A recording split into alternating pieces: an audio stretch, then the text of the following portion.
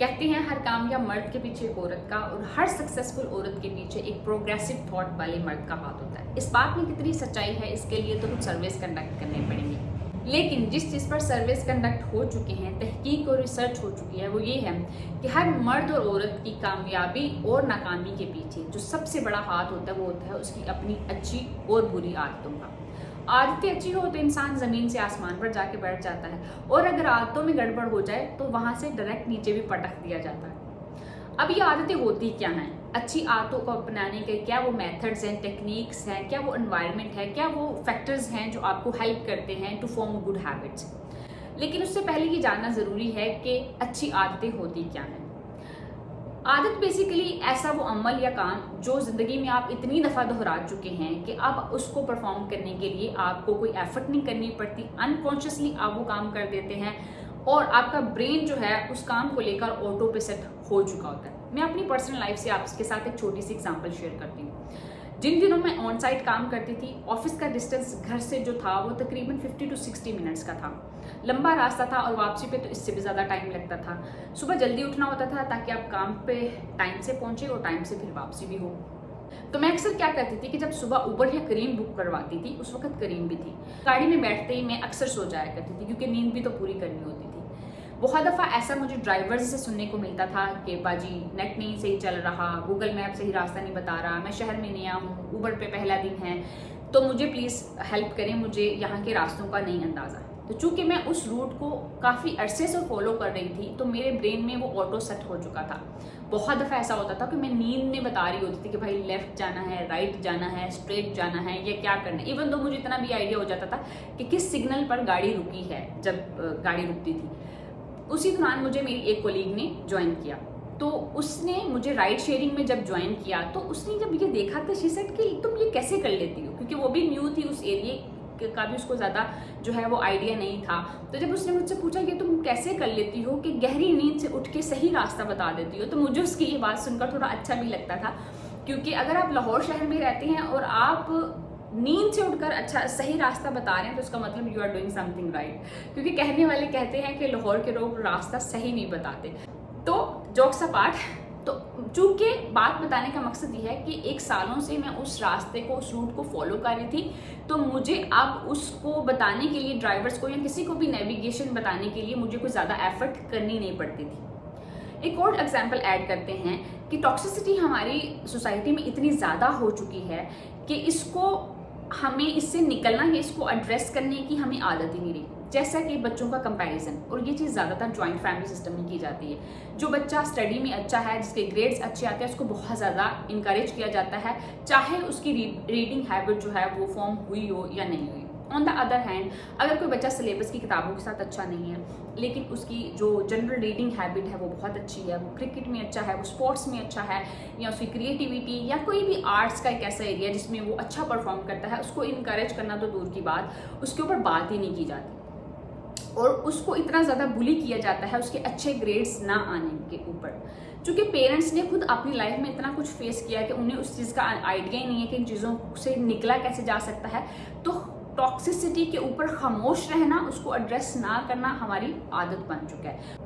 तो इस negative talk का, टॉक्सिसिटी का या बुली का आपके बच्चे की मेंटल हेल्थ के ऊपर कितना ज़्यादा असर पड़ता है आपको अंदाज़ा ही नहीं। बहुत ज़्यादा बच्चे जो लैक ऑफ कॉन्फिडेंस फील करते हैं, उसकी बहुत बड़ी वजह ये होती है कि कहीं ना कहीं उसका अनहैप्पी चाइल्डहुड किसी न किसी बात को लेकर, उसकी वज़ाकता को लेकर या उसकी किसी और एक ऐसी सलाहियत को लेकर जो बाकियों की नज़र में शायद वो इतनी वैल्यूएबल चीज़ नहीं है, उसका मजाक उड़ाया दिया जाता है कि वो बच्चे की पूरी ज़िंदगी जो है वो एक बहुत, चूँकि बेहतर हो सकती थी वो नहीं हो सकी, चूँकि सबको आदत है इन चीज़ों के ऊपर खामोश रहने की, इसको एड्रेस ना करने की, और इसमें से निकलना तो किसी को आता नहीं। तो ये भी एक हैबिट ही है हमारी सोसाइटी में, करने वालों की भी और सहने वालों की भी।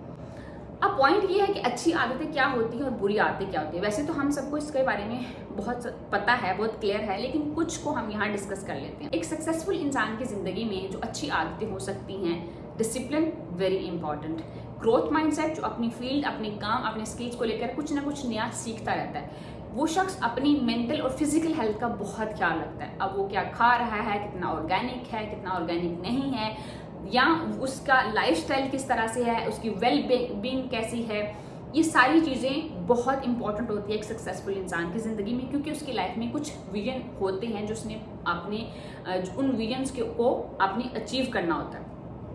उसके साथ साथ एक अनसक्सेसफुल या एक अनहैप्पी इंसान की ज़िंदगी में क्या वो बुरी आदतें हो सकती हैं, उसमें मेरा ख्याल है कि जो सबसे ज़्यादा टॉप पर चीज़ें आएंगी वो ये, एक तो स्क्रीन टाइम। स्क्रीन टाइम में हम इतना अपनी ज़िंदगी का कीमती वक्त जो है वो वेस्ट करते हैं और ऐसा कंटेंट देख रहे होते हैं जिसका कहीं हमारी ज़िंदगी में यूज़ होना तो दूर की बात, उनका कोई फ़ायदा ही नहीं है कहीं हमारी लाइफ में। Top of that is procrastination. Procrastination एक ऐसी चीज़ है, पता नहीं क्यों हम इतना डिले कर देते हैं अच्छे कामों को, और जो कोई ऐसी फजूल की चीज़ होती है उसको हम फटाफट अडॉप्ट करके परफॉर्म कर देते हैं, राइट। तो इसी तरह से बहुत सारे लोग जो हैं जो रीडिंग की हैबिट डेवलप करना चाह रहे होते हैं, उनको बहुत प्रॉब्लम आ रही होती है। क्यों? क्योंकि घर में कोई किताब ही नहीं है, कभी लाई नहीं, तो वो एक बहुत टास्क लगता है, बहुत बड़ा चैलेंज लगता है। जिन लोगों की जंक फूड खाने की आदत है, इस तरह से बहुत सारी और ऐसी हैबिट्स हैं जो कि बैड हैबिट्स हैं, जो आपको ज़िंदगी में पीछे रखती हैं, जो अनसक्सेसफुल रहती हैं, जो आपको अनहैप्पी रखती हैं, और आपकी पूरी लाइफ जो है ना वो बहुत दफ़ा आप रिग्रेट फील करते हैं कि यार टाइम पे इन आदतों को ख़त्म किया जाता और नई आदतों को अडॉप्ट किया जाता तो ज़िंदगी कितनी अच्छी होती। अब पॉइंट ये है कि किसी भी अच्छी आदत को अडॉप्ट करने के लिए आपको क्या चाहिए होता है।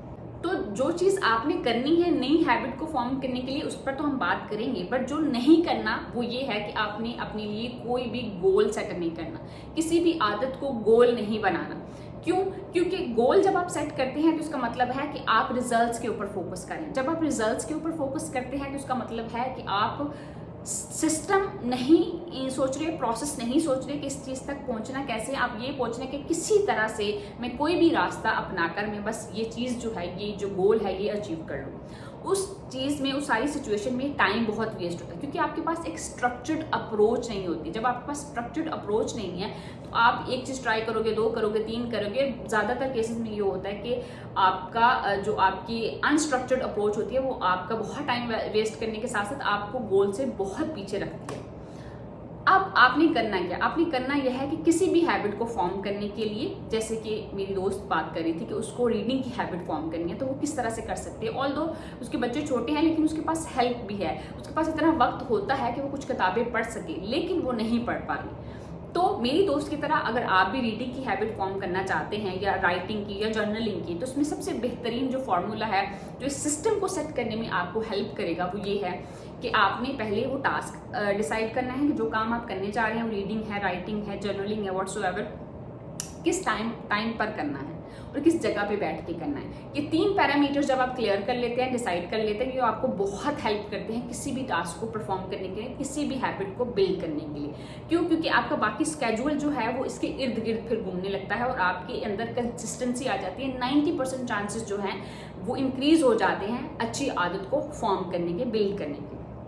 इसी तरह जो लोग जो हैं वो डेली बेसिस पर अपना लिक्विड इनटेक, वाटर इनटेक ज़्यादा करना चाहते हैं, तो उनके लिए बेहतरीन ये है कि घर के जिस भी कोने में उनका ज़्यादा वक्त गुजरता है, वो टीवी लाउंज है, वो किचन है, वो बेडरूम है, ड्राइंग रूम है, जो भी एरिया है जहाँ पर उनका ज़्यादा वक्त गुजरता है, उन सारी जगहों पर वो वाटर बॉटल्स अगर रख दें तो उनको बहुत हेल्प मिलेगी। रिमाइंडर मिलेगा, एक तो पहले कि उन्होंने पानी पीना है क्योंकि अक्सर हम भूल जाते हैं, और दूसरा ये होगा कि उनके लिए आसानी होगी क्योंकि सर्दियाँ हैं और आजकल हम वैसे भी बहुत लेजी हो जाते हैं, कौन उठ कर जाए और पानी पिए और ये सब करे। तो आपने वाटर बॉटल्स रख सकते हैं। इस सारी बात को बताने का मकसद ये था कि आपने किसी भी हैबिट को फॉर्म करने के लिए, अडॉप्ट करने के लिए डिस्ट्रैक्शन लेस इन्वायरमेंट बनाना है, अपने लिए आसान बनाना है, मेक इट ईजी, ताकि आपको उसको करने में आसानी पैदा हो।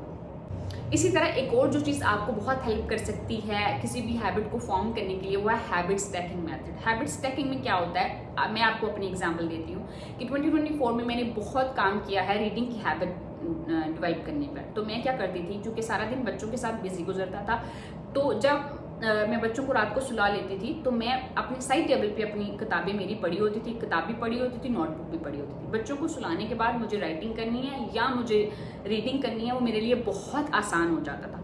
तो कोई भी ऐसा काम जो आपकी डेली लाइफ में ऑलरेडी होता है, वो उसके साथ जिस पर ऑलरेडी आप कंसिस्टेंट हैं, जिसको जो ऑलरेडी आप करते हैं, उसके साथ जो है आप इस चीज़ को बाइंड कर सकते हैं। जैसे मैंने बताया कि मैं बच्चों को सुलाने के बाद अपना रीडिंग करती हूँ और जिस दिन मुझे राइटिंग करनी होती है उस दिन मैं राइटिंग करती हूँ। तो इस तरह से मुझे ये चीज़ हैबिट स्टैकिंग वाली जो मेथड है ये मेरे लिए हेल्पफुल रहा है टू फॉर्म रीडिंग हैबिट।